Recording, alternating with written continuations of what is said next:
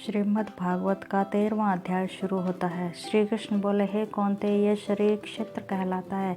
इसके जानने वाले को क्षेत्रज कहते हैं।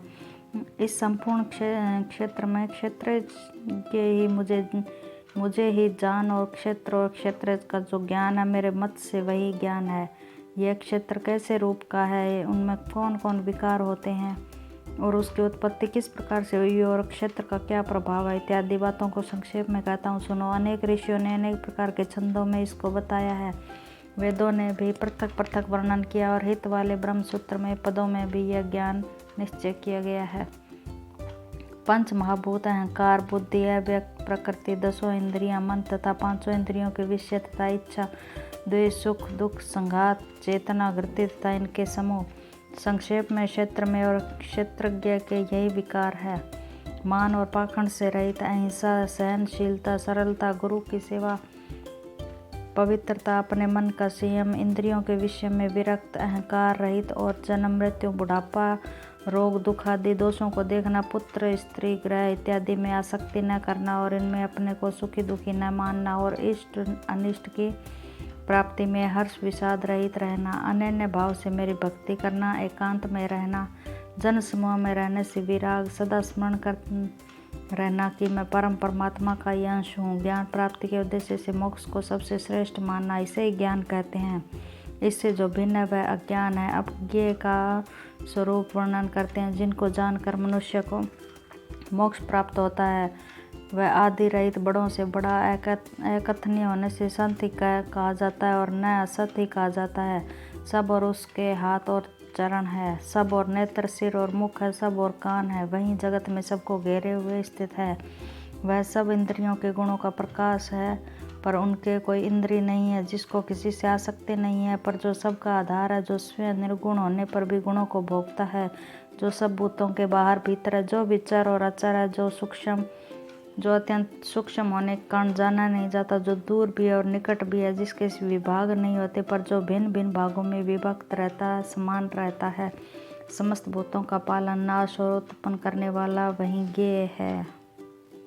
वह अंधकार से परे ज्योतिषमान पदार्थों को ज्योति देता है, वही ज्ञान जानने योग्य पदार्थ ज्ञान के द्वारा जानने योग्य सबके हृदय में निवास करता है। इस प्रकार क्षेत्र, ज्ञान और ज्ञेय, इसको संक्षेप में कैसे जानकर मेरा भक्त मेरे पद के योग्य होता है। प्रकृति और पुरुष दोनों ही अनादि है। विकारों और गुणों की उत्पत्ति प्रकृति से हुई है। कार्य और कारण को प्रकृति उत्पन्न करती है। पुरुष तो सुख और दुख का भोगता है। प्रकृति में पुरुष रहता है, प्रकृति के गुणों का उपभोग करता है, तदनुसार उत्तम तथा अधम योनि में जन्म लेता है। इस देह में उसे उपद्रष्टा, अनुमंता, भर्ता, भोक्ता, महेश्वर, परमात्मा और परम पुरुष कहते हैं। इस प्रकार के गुणों के साथ प्रकृति और पुरुष को जो जानता है उसका रहन सहन चाहे जैसा भी हो, पुनर्जन्म नहीं होता। कोई ध्यान से, कोई सांख्य योग से और कोई कर्म योग के द्वारा अपने को आत्मा में देखते हैं, परंतु कोई तो इस प्रकार से न जानते हुए भी दूसरों से सुनकर ध्यान करते हैं और श्रद्धा से सुनकर वे भी मृत्यु के पार चले जाते हैं। हे अर्जुन, स्थावर या जंगम सब प्राणी क्षेत्र और क्षेत्र के संयोग से ही होते हैं। परमेश्वर सब भूतों में समान रूप से ही है। भूतों के नष्ट होने पर भी उनका नाश नहीं होता। इस भांति जो देखता है वही देवता है।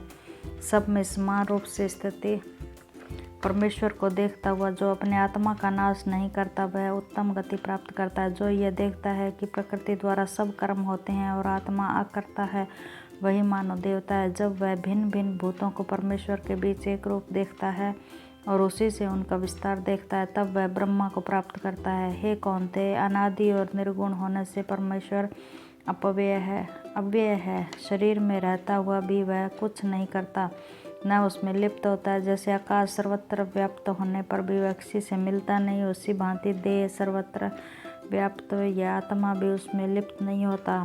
हे अर्जुन, जैसे एक ही सूर्य सारे लोगों को प्रकाशवान करता है, वैसे ही क्षेत्र में समस्त क्षेम को प्रकाशित करता है। जो लोग ज्ञान दृष्टि से क्षेत्रज का भेद तथा भूतों की प्रकृति देखकर मोक्ष का उपाय जान लेते हैं, वे परम पद को पा लेते हैं।